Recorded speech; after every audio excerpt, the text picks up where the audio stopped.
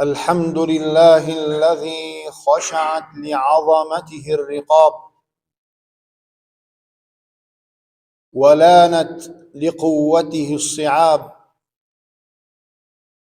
غافر الذنب وقابل التوب،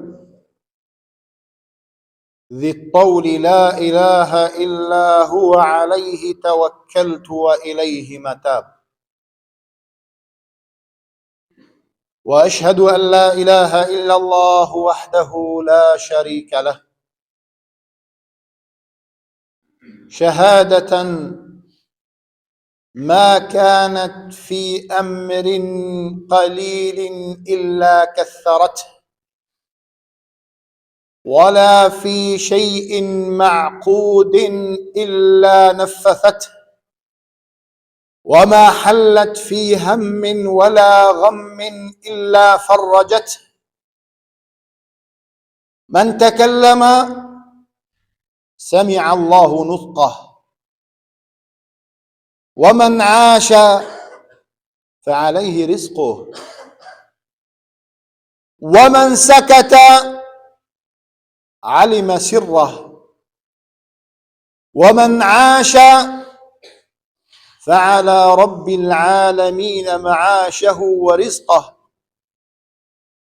ومن مات فإلى الله تعالى منقلبه. وأشهد أن محمدًا عبده ورسوله وصفيه من خلقه وخليله، هو خير نبي اجتباه ورحمة للعالمين أرسله، خير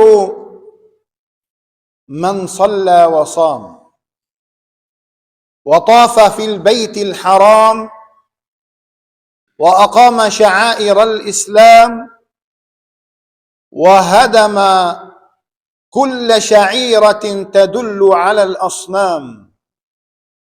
فصلوات ربي وسلامه عليك يا سيدي يا رسول الله، ماحي الظلمة وكاشف الغمة، السراج المزهر المنير، وعلى آلك وأصحابك. ما غرد طير في السماء، وما لاح نجم في السماء، وما قال ذو كرم لضيف مرحبا. أوصيكم وإياي بتقوى الله سبحانه، والاعتصام والاعتماد والاتكال على الله تعالى، وندعو بعضنا بعضا أن نكون من التائبين، أن نكون من التائبين ولو أذنبنا، ولو بلغت ذنوبنا عنان السماء، علينا أن نتوب إلى الله سبحانه وتعالى ونجدد التوبة إلى الله. واعلموا أيها الأحبة الكرام، نحن في شهر من الأشهر الحرم، وهو من أشهر الحج. روى الإمام البخاري ومسلم من حديث أبي هريرة وابن عمر رضي الله عنهما بسندهما إلى رسول الله عليه الصلاة والسلام أن النبي عليه الصلاة والسلام يقول: بني الإسلام على 5: شهادة أن لا إله إلا الله وأن محمدا رسول الله، وإقام الصلاة، وإيتاء الزكاة، وحج البيت لمن استطاع إليه سبيلا، وصوم رمضان. وفي رواية قال: وصوم رمضان وحج البيت لمن استطاع إليه سبيلا. ونحن اليوم أيها الأحبة نتكلم عن فريضة الحج، نستذكر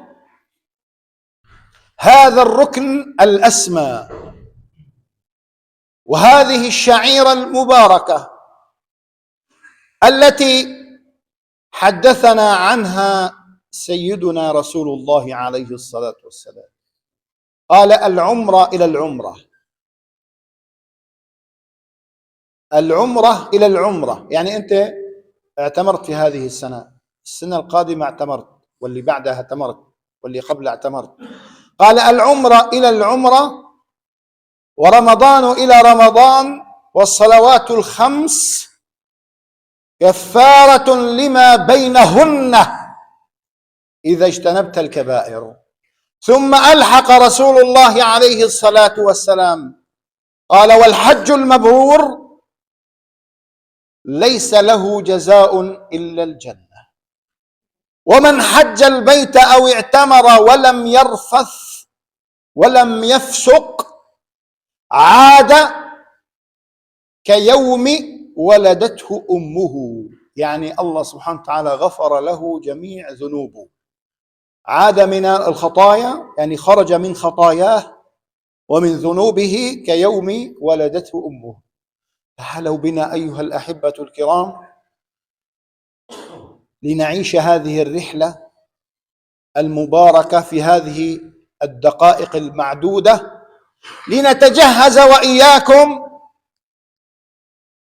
ونلبس لباس الإحرام ونصعد في الحافلة متجهين إلى بيت الله الحرام، ولسان قلبك يدق: لبيك اللهم لبيك، لبيك لا شريك لك لبيك، إن الحمد والنعمة لك، لا إله إلا أنت.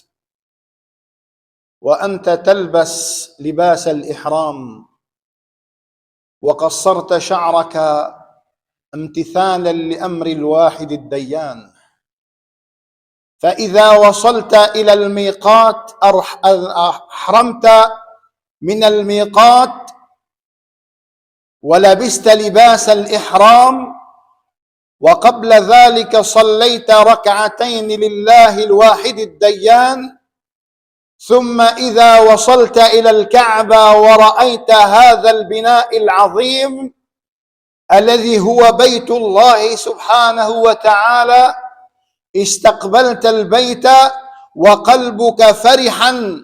وفي هذا المقام كذلك الدين عندك يصل إلى درجة عظيمة، فيلهج لسانك بذكر الله، وتلهج جوارحك بالامتثال لأمر الله، ويستسلم لسانك وقلبك وعيناك لله سبحانه وتعالى، فأنت تطوف طوفا سريعا إلى الله سبحانه وتعالى، طائفا بهذا البناء العظيم هو بيت الله تعالى، تطوف سبع أشواط بعكس عقارب الساعة، ثم تخرج إلى مقام إبراهيم الخليل فتصلي ركعتين، ثم ترمل وتسعى بين الصفا والمروة، ثم تذهب إلى المزدلفة، ثم تبيت في منى، ثم تصعد إلى جبل عرفات، ثم تخرج من جبل عرفات عائدا إلى الكعبة وقلبك يدق شوقا إليها، فتطوف طواف الإفاضة، طواف 7 أشواط، ثم تودع الحرم بركعتين متجها إلى مدينة رسول الله صلى الله عليه وسلم، وقلبك فرحا بزيارة رسول الله عليه الصلاة والسلام، ثم تقف أمام الروضة الشريفة فتسلم على رسول الله صلى الله عليه وسلم، ثم تسلم على أبي بكر وعمر، ثم تتجه أيها الحبيب لتجلس في الروضة الشريفة وأنت في مقام أسمى وفي مقام أسنى لله سبحانه وتعالى، ثم تعود إلى بلدك في هذه الرحلة الإيمانية، في هذه الرحلة العجيبة التي فرضها الله سبحانه وتعالى، تحدث الناس عن ماذا فعلت هناك وماذا شاهدت هناك، وكيف كان قلبك يدق الله الله، محمدا محمدا، الشريعة الشريعة، ثم تحدث الناس على أنك في شوق إلى رحلة ثانية إلى الحج. هذا باختصار شديد أيها الأحباب الكرام كيف أن المسلم وخاصة الذي كبر في عمره وسنه ورق عظمه وشاب شعره واحدودب ظهره هو في شوق إلى بيت الله الحرام. عندما تستذكر هذه الرحلة العجيبة الإيمانية وتقف وأنت تطوف مع ملايين الناس من المسلمين، معك الكبير والصغير والحر والعبد والذكر والأنثى والأبيض والأسود والأحمر والأسمر، كأن لسان حالك يقول هذا الواقع العظيم الإيماني ما هو إلا ملخص ليوم الحشر أو الوقوف بين يدي الله سبحانه وتعالى. تجردت من لباسك الفاخر ومن عطرك الأنيق ومن شعرك الزاهي ومن لقبك المنيف وخرجت من قصرك الشاهق، ووقفت أمام بيت الله سبحانه وتعالى وأنت متواضع خاشع لله سبحانه وتعالى. كل الناس أحمرهم وأسودهم وأبيضهم يقفون على صعيد واحد وعلى مقام واحد، مستسلمين لله سبحانه وتعالى، منقادين مستذكرين حديث رسول الله عليه الصلاة والسلام: لا فضل لعربي على أعجمي ولا لأبيض على أحمر إلا بالتقوى. فملخص ذلك كله أيها الأحباب الكرام في 3 مقامات. المقام الأول مقام يجب أن تقف به موقف متواضع ذليل خاشع خاضع لله. الموقف الثاني أن في ذلك المقام تذوب جميع العرقيات والعصبيات والأديان والعروق ليقف الإسلام شامخا على رأسك تاجا فوق رأسك. المقام الثالث أيها الحبيب أنك في هذا الركن العظيم تخرج من ذنوبك ومعاصيك كيوم ولدتك أمك. فما أعجب هذا الأمر وما أعظم هذا الأمر أن الله سبحانه وتعالى بهذه الرحلة الصغيرة المختصرة يغفر الله لك جميع ذنوبك. فنسأل الله تعالى أن يجعلنا وإياكم هاديين مهديين غير ضالين ولا مضلين. أقول قولي هذا وأستغفر الله العظيم لي ولكم فاستغفروه فيا فوز المستغفرين.